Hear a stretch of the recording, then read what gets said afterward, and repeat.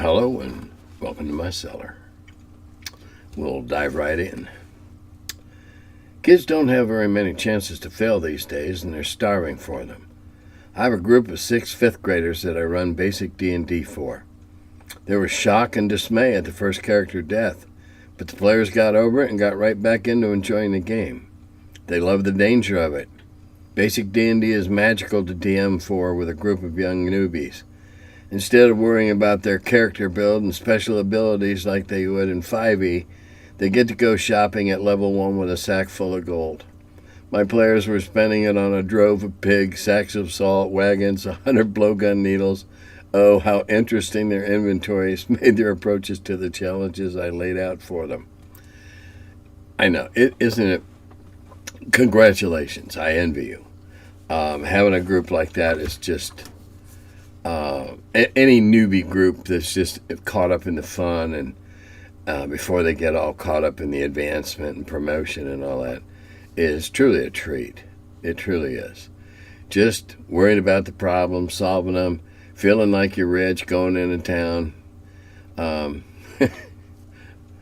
After they've been playing a while, if they're still doing that, going into town with sacks of gold, you can introduce them to pickpockets and thieves. Real world, after all. Okay, this is in response to a question I had last time about Gary and magic users. It makes Gary's opinion on magic users much clearer to me. Thank you for answering my question. Also, it bums me to hear that people yell at you over casual language like guys in a gender neutral way. Well, I haven't been yelled at yet, but I am a little sensitive because a few years back I almost got publicly annihilated, obliterated, because I was accused of mansplaining. So I go out of my way now to make people know that no, I'm not trying to piss anybody off. I'm a trans woman who transitions 20 years ago. Where does time go? And I still wonder what happened to people's ability to, I don't know, discern that someone has a good heart. Personally, gaming kept me alive by giving me a cherished hobby and giving me 20-plus friends who embraced and accepted me when I first came out to them, people I'm still friends with these many years afterwards, which wouldn't have happened without TSR and all the people who made TSR and D&D happen, including you and Gary and everyone else. So thank you. Yeah, and I appreciate the thought. Thank you. I got this vision of a goblin band made up of horns and drums. When in danger, powder is poured into the horn's muzzle, I think. Okay. Turning it from a musical instrument into a weapon. Okay, there's a response to that. Stealing this idea for Pathfinder Adventure, We Be Goblins.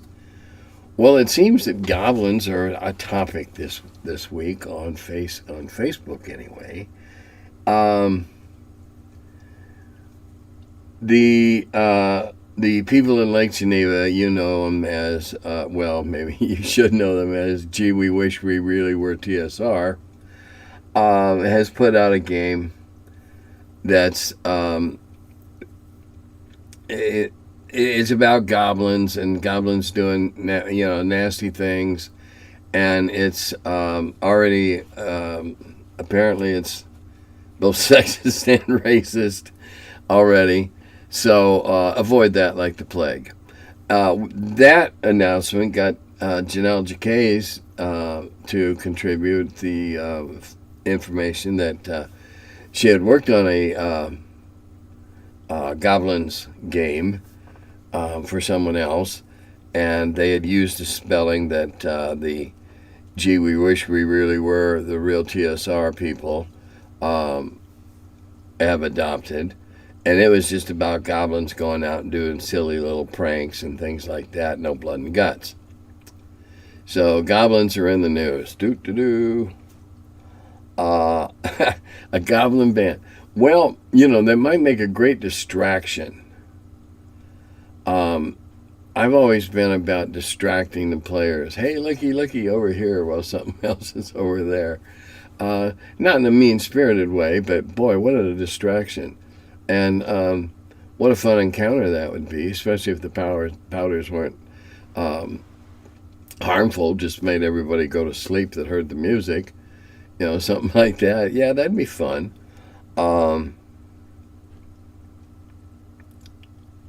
I think anytime we look at and try to take something from a different angle, there's a great potential for fun in there. Okay, now this one makes me a little uneasy, like they know something I don't. Tim, I'm so thankful every time I see you've done another show. Well, yeah. Please, 250 more. Yeah, well, I'd like that. I'd be awful old and probably might not make a lot of sense by then, but we'll see. My question is about Dragon Magazine artwork. Do the artists have their art returned to them? If they wanted it, yes. Some of them didn't care if they got it back. They didn't have a lot of high regard for their own work, in the sense that they didn't foresee it becoming valuable 30 or 40 years later. I understand that there were a couple still in my closet, in my office, that were from very early dragons, and they would have been ones that the artist didn't care to get them back.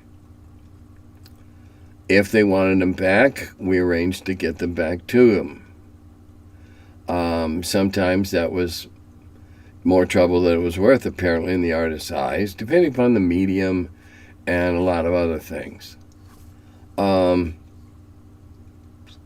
Excuse me.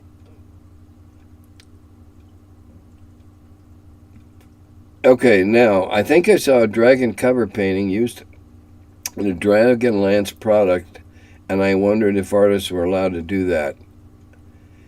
Okay, maybe. It would depend on the artist in this case. I only ever bought first rights, and that meant that they were free to sell the usage of the artwork again somewhere else if they chose to. And if they went, especially if they went to work for TSR, as a whole lot of the artists that I had doing cover and big work for me did, then easily they could have brought their copyright with them. So it's possible. Not terribly likely under any circumstances other than what I've just mentioned. All right, on to the next page. I was born the same year as Count Strahd, 1983, but I missed the high days of adventure as I came of age in the early 90s for various reasons. I did consume all the great computer video games of the era, like Baldur's Gate. Isn't that thing still on? Baldur's Gate 3 or something I saw. AD&D 2E based, and Neverwinter Nights, D&D 3E based. Then spent countless hours in MMORPGs, including Dungeons & Dragons Online, which was 3.5 based, and Neverwinter, which was 4 based. Wow. Yeah, okay. Not a hell of a lot of differences between any of those E's there. Anyway, I digress. Fast forward to adulthood, and I am a high school librarian with a school D&D club, and I have 2 Pathfinder 2E campaigns I game master with friends. So I skipped being a player and went straight to Forever DM. Haha. Not so haha. That's what happened to me. And I rarely get to play. I generally only am willing to show my ineptitude in charity matches. If we're raising money for charity. Doug Ray used to do that a lot at Texas, and I was always glad to do one for Doug. Rest his soul. Let me get to the point. I find myself wanting to go back and experience the original adventures, and have been casually working on converting 16 Ravenloft, or I6 Ravenloft, I guess that's I6 Ravenloft, to work with Pathfinder 2E rolls for my friends, but I think I could convince a few of them to try a retrochrome system, like Old School Essentials for original, Osric for first, and Have you ever looked at any of these retro clone systems like old school? I'm not familiar with old schools, but I am familiar with Osric, and I think it's an excellent clone. And then he'll go on and ask Dungeon Crawl Classics. I love Dungeon Crawl Classics, the whole concept. It's not really first edition, but it sure does have the feel of the early days with okay, he's dead, I'll get another guy.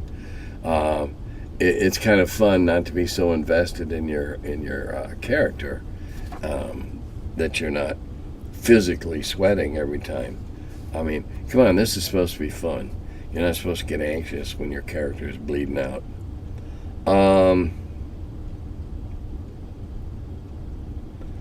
Osric's as good as any for old school play.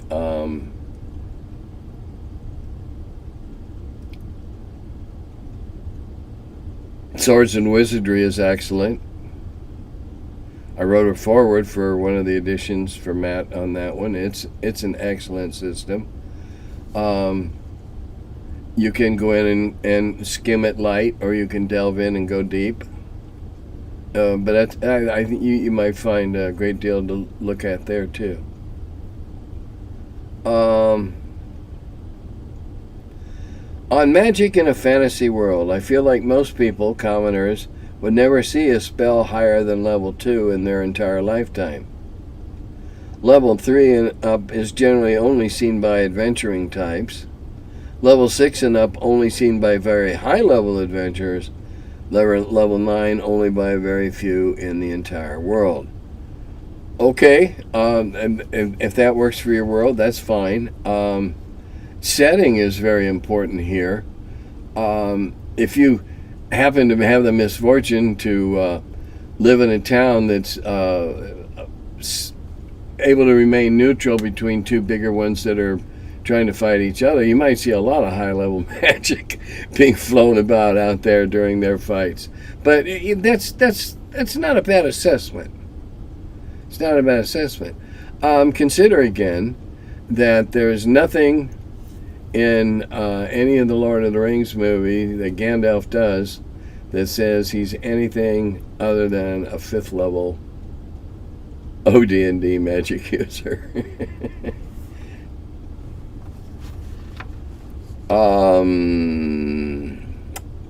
Hello, Miss Cats. Keep up the great videos from your cellar. I was hoping to get your insight on an issue of a specific AD&D history. Oh, okay. I'm aware of the influence many different sci-fi and fantasy authors had on the creation and style of D&D. The one I'm curious about is your take on Edgar Rice Burrows, Tarzan, John Carter Marsden. Did his work have an influence in these early campaigns? Yeah.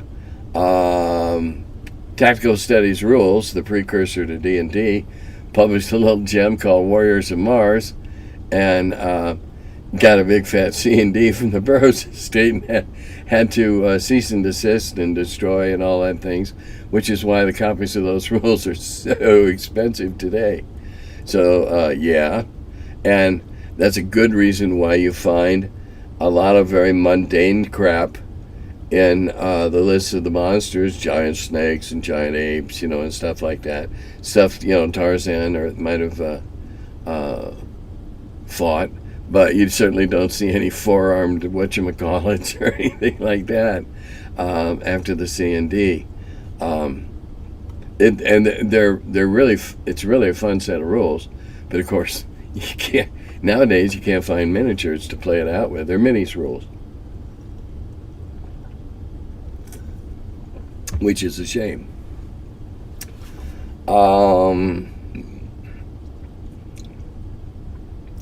So yeah, there's a tale to tell. Look it up, Warriors of Mars. I'm pretty sure that was the title. That was come and gone before I got there. Well, this is a dramatist. I thought it wasn't happening, but here it is. Great to get my C in the C fix. Yes, I was late last week. We had a little production snag. It's no big deal, and we got it out, and I apologize. Okay, now I mentioned something about what exactly is perception. Well, about perception, it all revolves around the difference between what can actually hear, smell, etc., instantly when entering a room, and what the DM can convey with a few sentences. I generally describe what is obvious, give a little more relevant info. If the PCs are explicitly attentive and go for a perception roll for what is important but can easily be missed or overlooked, except if someone explicitly searches in the proper direction. The thing is, if you try and compensate the gap between perception and description by a detailed discussion, it rapidly becomes flipping, tedious. You wind up playing a sluggish and painful game of suspiciously and methodically scrutinizing dark corners and floor tiles rather than sharing a good story. And when the DM feels justified to say something along the lines, aha, you didn't say your PC looked precisely down, then this horrible thing happens. Sounds like a cheap gotcha to me, because the problem is not that the PC was distracted, is that the description the DM gave the player was lacking. Not my kind of game. I don't use traps. Traps are crap. Poetic. Okay. From what I understand from this, perception is for something better. Okay. Here's how we used to handle stuff like this, and I still do. Party goes into the room. I always encourage parties to designate a trap looker, wall searcher, wall crawler, whatever, a back and a front to the marching order. But be that as it may, the person that's declared that they're going to look for traps, they're going to look for secret panels, etc., etc. If it's in a campaign setting and this person has had a little success doing this before, I've noted that somewhere. And if there is something there to be found, and, most rooms aren't, but if there is, then I might say, okay, roll me a 20. And depending upon the person doing it, using their primary stat, wisdom for clerics and strength for fighters, and intelligence for magic users, etc., if they roll within their range, 3 to 9, 3 to 13, whatever it may be, then they would be successful in finding, aha, wait a minute, over there, yes, you notice that there's a tripwire over in this corner about 3 feet up on the wall. If they didn't make their rolls, didn't find it, I'm not going to punish them for that. But if under ordinary circumstances predetermined when I designed the room, they then trip it and something bad happens, they didn't perceive it, I guess. They didn't detect it. And yeah, I understand there's also a skill called investigate. And I guess that's to who killed these orcs? How long have they been dead? I don't know. It sounds to me like they're splitting hairs with perception and investigation and what have you. You handle it the way you want in your game. I don't use it. I don't need it. I don't believe. If you talk to people that play in my con games, if there's something there, and there's somebody in there is clever enough, they can find it. What fun is it as a DM to make the undetectable booby trap? That's just a party killer. No fun there. DMs don't get promoted. they get continually reinforced every time their players come back to play with them.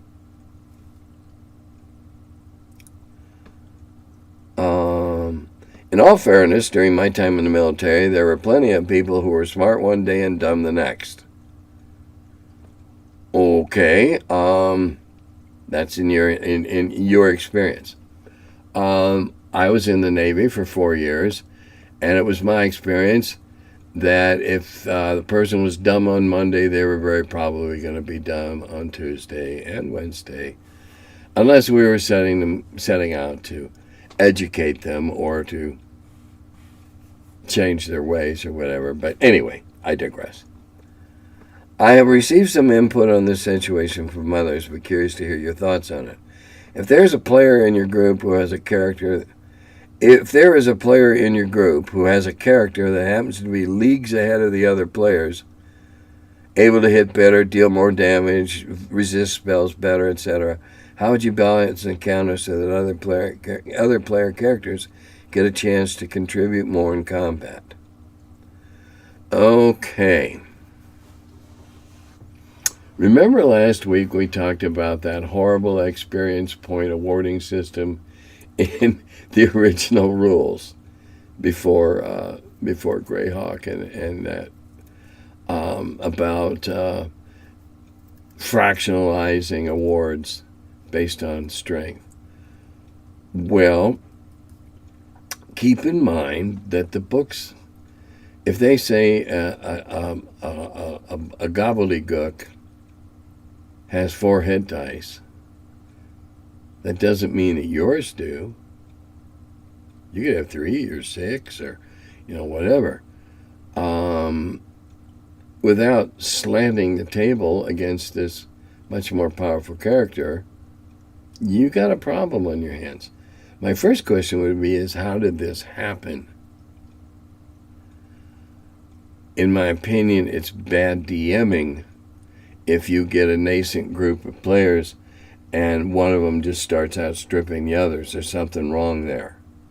It should be a fairly equal progression, fairly equal within the parameters of the character class. How did this happen? If you let this person bring a character in from somewhere else, you just learned why that's a very, very bad thing to do. When I was when we started and then started over again down in Carbondale, they were all pretty much on a par, and I was pretty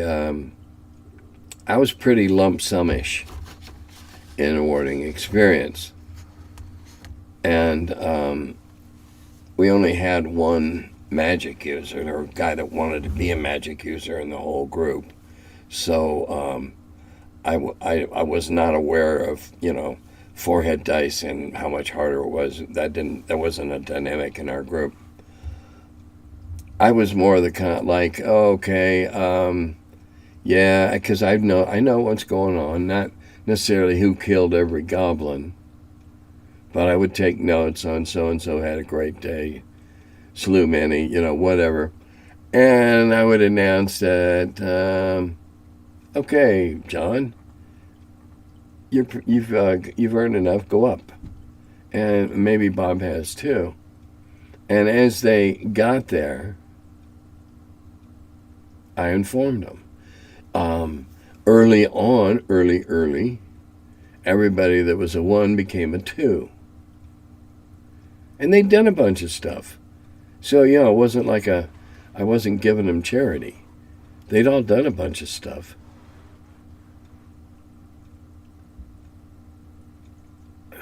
The really powerful character, there's so many variables here.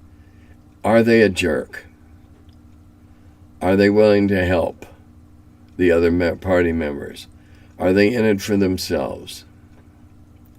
If they're in it for themselves, I shouldn't have to tell you a good way to, you can always just make sure that again, it's hard to single out But anytime there's a discretion, make it harder for the high level, easier for the low level. I believe a DM's job is to keep his party in relative balance so that everybody is progressing, everybody's enjoying, everybody's having a good time. If I had a bunch of 4s, level 4s we'll say, just pick a number, and some 7 or 8 also in the group, I'd seriously consider the player's personality. Do they bully the rest of the group? Step aside, I'll kill it, and get all the experience. You can start awarding experience to the group and not the individual.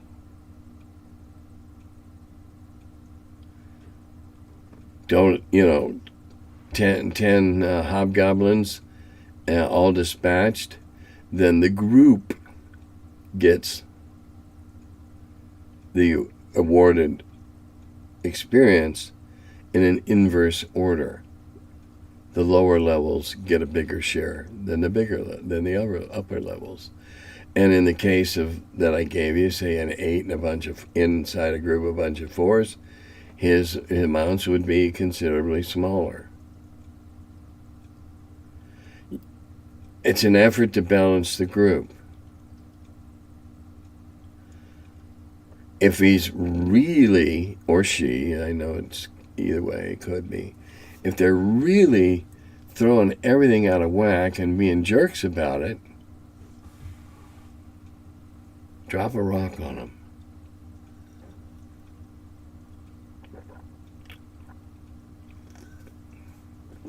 Make it plausible. Take the player aside and say, look, you're so outstripped these guys. How about you start a new one?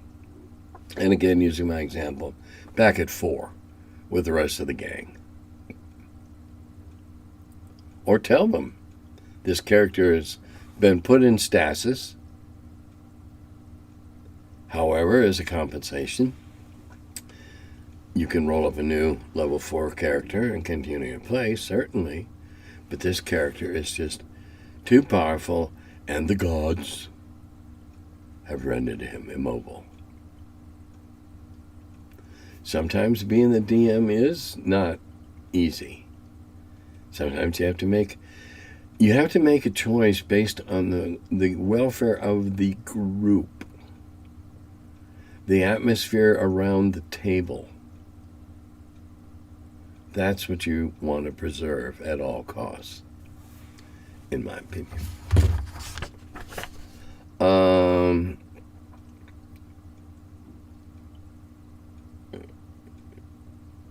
Okay. Got that one. I'm just making sure I got all the pages. I don't wear my glasses doing this because they reflect. They're just readers anyway. Okay, hi Tim. I was thrilled to accept a recent invitation to enjoy the free weekly Close Friends and Family D&D game that a couple of established DM friends of mine use as their personal play for fun game, and also as a place to try out new techniques and concepts for use in the multiple paid games they both run every week. Since we're the guinea pigs for their new DM ideas, original and borrowed, I wanted to tap into your many years of experience to ask this question. What makes a player a good play tester? Beyond simply being a player that everyone likes having at the table, etc., how can I be the most help? Question. Push the boundary, push the boundary, push the boundary. Be the best kind of adventurer and ask every question you can. Start to get almost to be nitpicking, because it'll force the designers, if they haven't already made that decision, I don't care if it's what color's the hotel painted. Now, it's not necessarily something the designers are going to put in, but they ought to be on their toes and say it's red. and, go from there. But try silly shit. Try it. If it works, it might be a flaw in the design. Test it. Push it its sides, its boundaries. Ask tons of questions.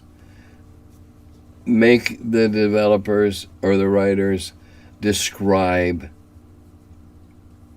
in their answer. Ask why. Why can't I do this? Why can't I do that? You'll help them by making them make a decision that they hadn't made up to that time. I say this because I have tested everything I've ever written. And every time somebody's come up with something that I didn't see. A flaw. Or a loophole, if you will. And I'm glad to find those. Delighted. I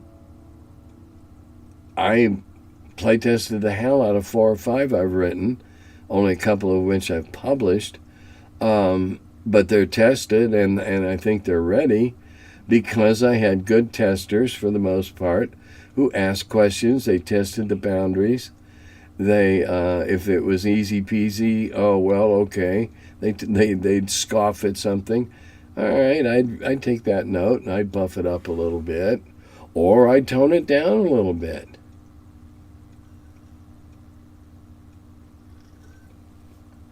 Now, the thing about playtesting is you got to do it a bunch. A bunch. Case in point. Several years ago, Ironwind Miniatures re-released the Alpartha Chaos Wars line. And I ended up writing a couple of scenarios for it.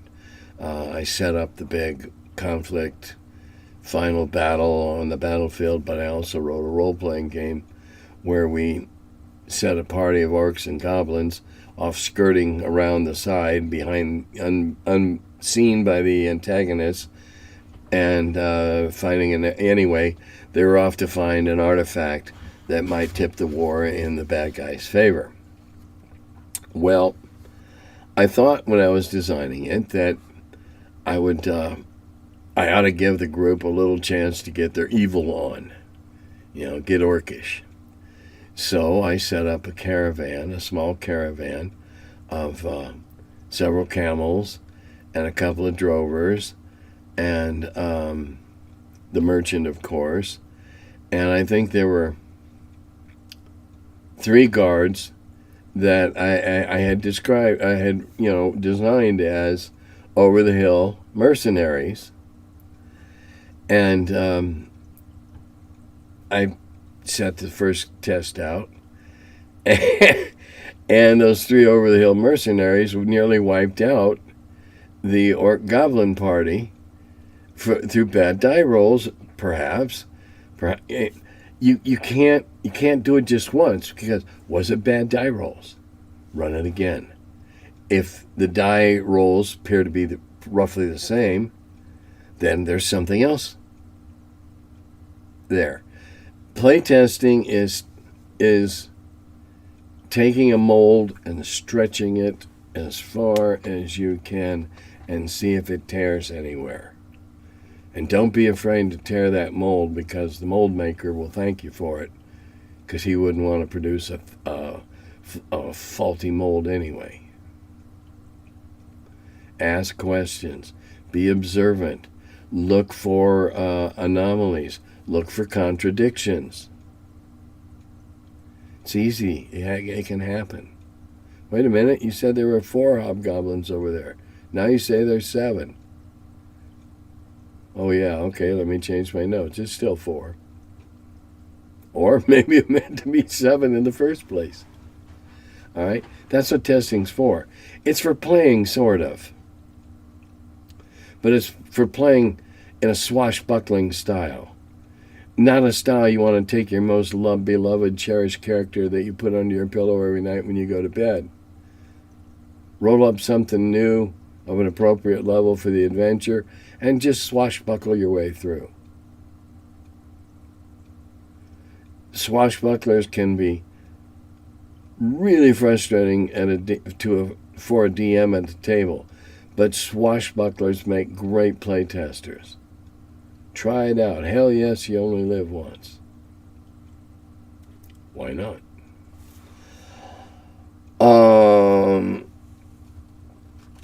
Okay.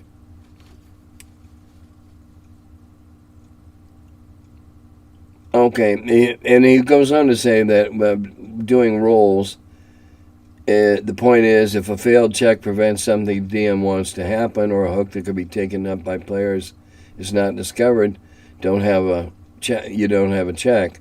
Save the dice for something else. Right. Don't give them something they can fail. If you need them to find that little worm on that hook, you remember, you're just feeding those little worms to those little birdies so they can grow up to be magnificent falcons and be all they can be.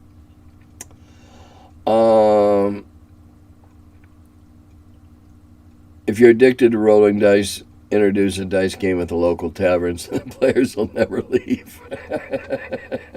And you might be right. I've seen that gambling at the tavern. I've seen that just degenerate into a bloody mess, or a frustrating mess, especially if they start winning. The players, that is. Okay.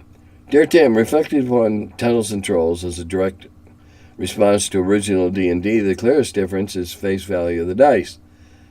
D&D used six-sided, while D&D introduced our beloved dragon dice. No, they didn't. Not then. When the original edition came out in late 74, it was all six-siders. The only place that the polys were available were at educational supply companies for teaching math. All right, I know this for a fact because I had to go through the catalogs and find new sources early on. Tried to find my own dice early on. Okay. How important do you think the multi-sided dice were to the launch of D&D? Had TSR used six-sided dice exclusively, do you think that D&D would have been just as successful? In an alternate timeline, it might be that D&D used only D6s and TNT or something similar came up with dragon dice, maybe outshining the original. I really believe that if you think that funny dice helped us sell the game, you weren't there or read anything by anybody who was. The funny dice were a hindrance. I can give you a personal example.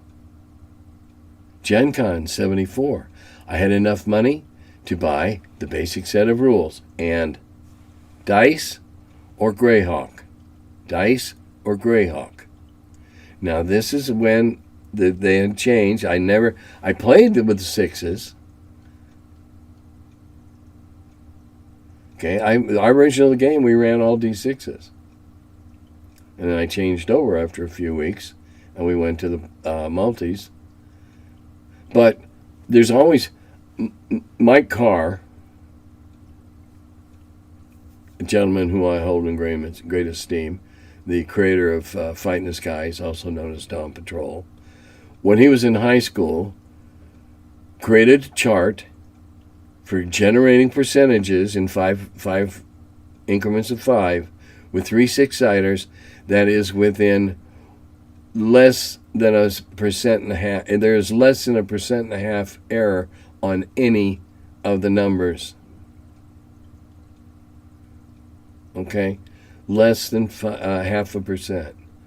I know, because I scoffed. So I sat down with a calculator one day, and goddamn, that was brilliant. It's brilliant. So there's every possibility that the higher range of numbers might have evolved. That's highly possible. We might have been using percentiles, rolling 3 sixes. Highly possible. Rolling 2 sixes. Highly possible. I believe Mike's chart only uses 2 6s. And you can roll any percentage within, a 5% block, anything you need with 2 6s. It's not a number. It's if any of these numbers come up, then that's a 20%. Okay. So, no. Actually, to be honest, I can remember a few early cons where people put the game back down when they found out they had to shell out for a set of dice. And they thought the dice were too expensive. Only happened a couple of times that I remember, but it did. People sneered and scoffed at the funny dice. We were laughed at for the funny dice. Oh yeah, they play those funny dice. They use those funny dice. So no, I don't think it helped it. And I think it was strong enough on its own merits that it didn't harm it. I don't know. I like the dice. They're wonderful. When we were first buying them, they didn't have painted numbers. You had to fill them in with crayons. But they were sold to math teachers. Gary saw them and said, aha. Or Dave saw them, or somebody saw them. I believe it might have been Gary, but I'm not sure. I believe Braunstein campaign was all played with 6s because it predated the availability of the polys.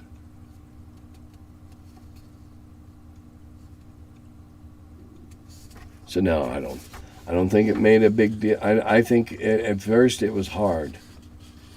It was hard on us because now you got to shell out another 2. Remember, they were selling the D&D was $10 and the dice were $5 and Greyhawk was $5. I only had $15. Well, I opted for the dice. Didn't use them at first. But then when I got Greyhawk, aha, the light went on. Okay, Appendix N question. My brother, a big weird pulp fantasy sci-fi fan, got me to read some Clark Ashton Smith short stories, and I have to agree with him. A lot of them seem perfect for inspiring fantasy RPGs, on the level with Howard and Lovecraft. So I was surprised, referencing my DMG, to find no mention of Smith in Appendix N. Was Gary not a fan? Your thoughts?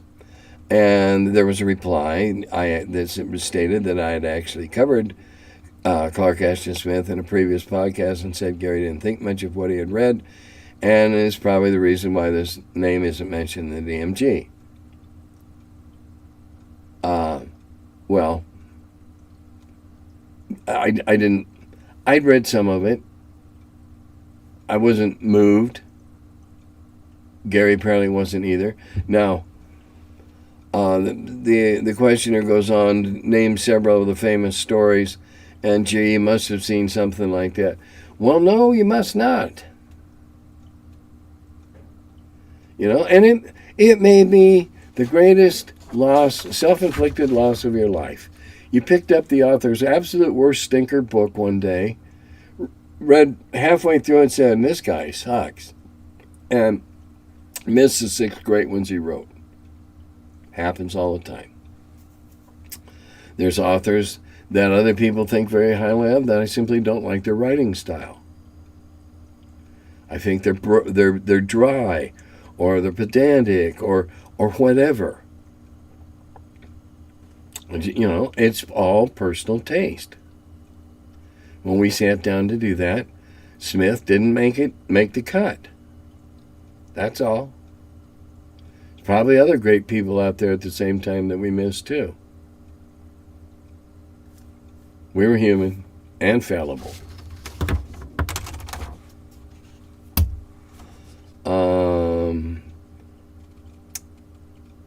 Okay. Now, the guy that answered back, I don't think Gary, and I hope I don't ruffle any curmudgeon feathers, saying this, read the best. I don't think he read the best of Smith's work. All right.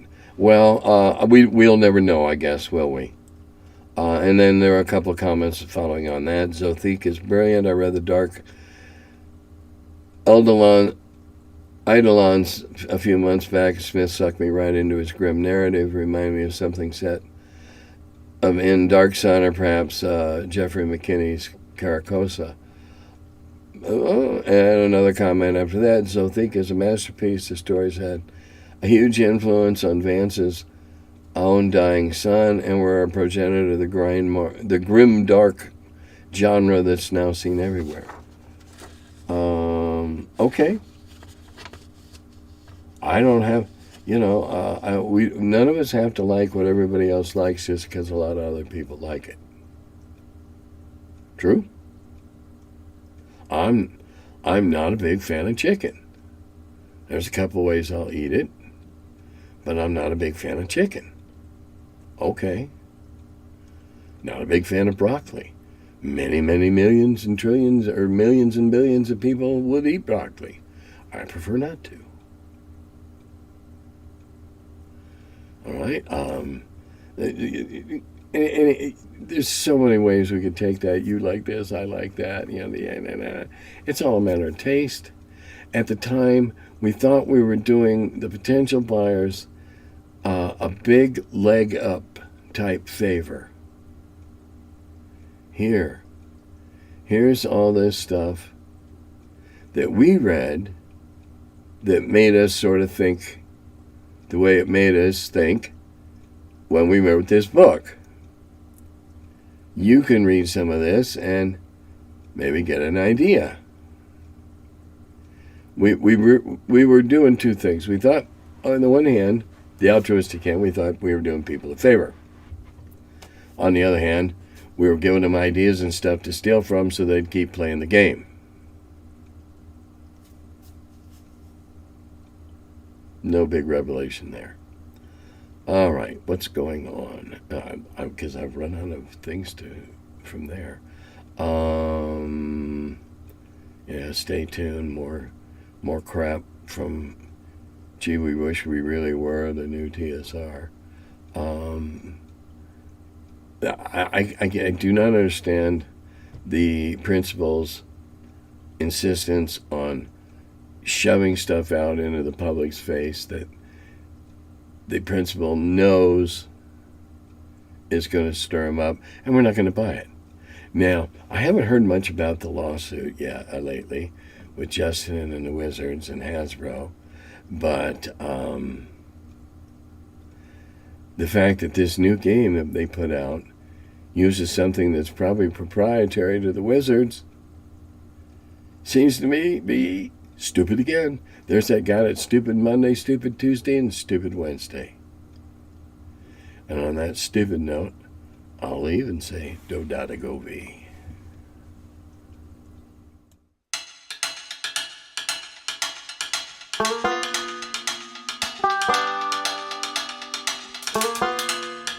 Hello, and welcome to my cellar.